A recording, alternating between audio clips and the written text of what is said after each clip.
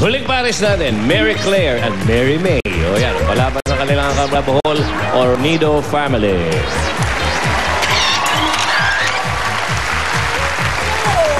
Ako si Mary Claire. Ako si Mary May. Kami ang kambal ng pamilyang Ornido.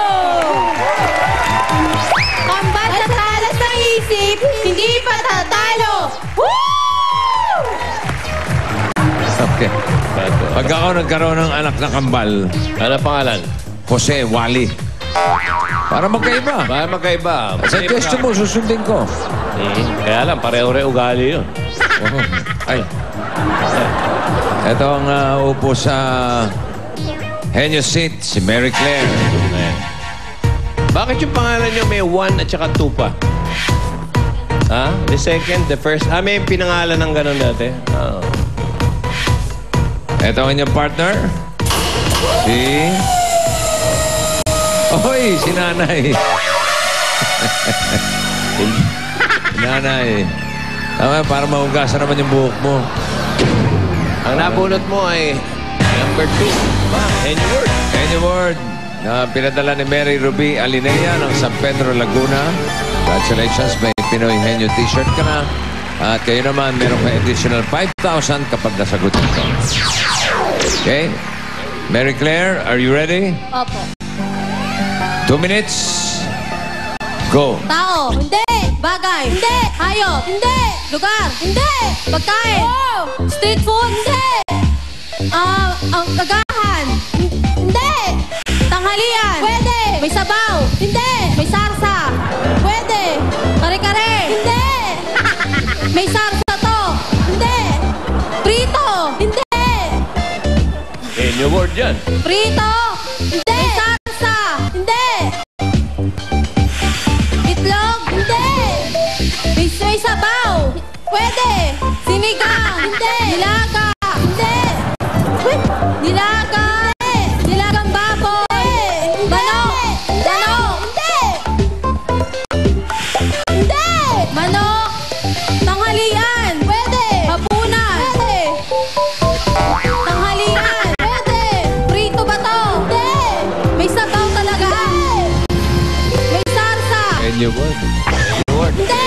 Pwedeng ano eh. Ano eh? May sarsa. Prito. Hindi. Pwede. Hindi.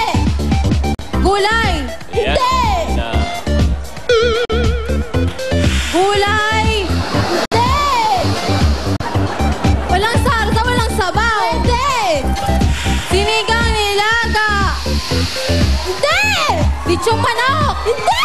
Litsong baboy. Hindi. Litsong manok, litsong baboy. Hindi.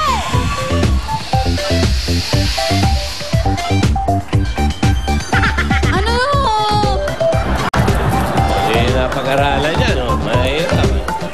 Litsong manok, hindi. Hindi. May sarsa to. Pwede. Barbecue. Hindi. May sausawan. Hindi. Sabaw. Ulam pa Hindi. Nilaga. Hindi. Ano ba ang kategorya niyan? Oo eh. Wala.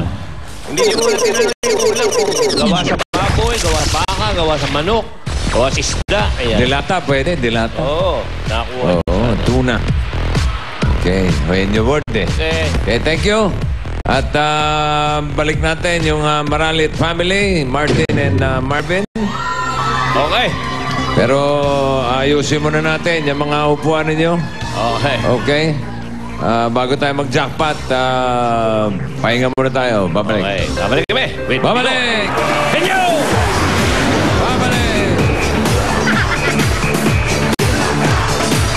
Harap ng mga estudyanteng mag-aaral ngayong araw ay matutupad. Sa araw nito, bubuksan naman natin ang kauna-unahang silid aklatan, silid kaalaman ng 8 Bulaga sa Unsad Elementary School sa Pangasinan bilang pagpapatuloy ng IBIG Classroom Project. 1, 2, 3! Up! Ayan na. Ang Ang silid kaalaman na ito ang magsisilbing kanlungan ng mga mag-aaral ng Unsad Elementary School. Ngayon at sa susunod ang henerasyon. Ang libro ngayon na inilalagay dito pagbukas pa lang, mahigit 2,000. 2,000 o more than 2,000. Ito, yung tinatawag nating reading corner. I-encourage natin sa mga bata na pagpupunta sila rito, magbabasa sila rito, dapat dito naguhubad ng sapatos at maghuhubad ng tsinelas. Para makompleto ito, lalagyan din natin to ng mga moderno. May television, audio-visual, kompleto. Ito ay patunay ng dedikasyon ng Itbulaga sa pagsulong sa edukasyon at pagsuporta sa mga batang mag-aaral na nagsisikap maabot ang kanilang mga pangarap. Meron pang iba pang regalo sa lahat ng mga estudyante ng Unsad Elementary School. Meron kaming dala mga school supplies para sa lahat ng grade levels. Ngayon meron na kayong mapagmamalaki, maganda at mas komportabling lugar para makapag-aral, makapagbasa, makapag-research, lahat na. Magagawa.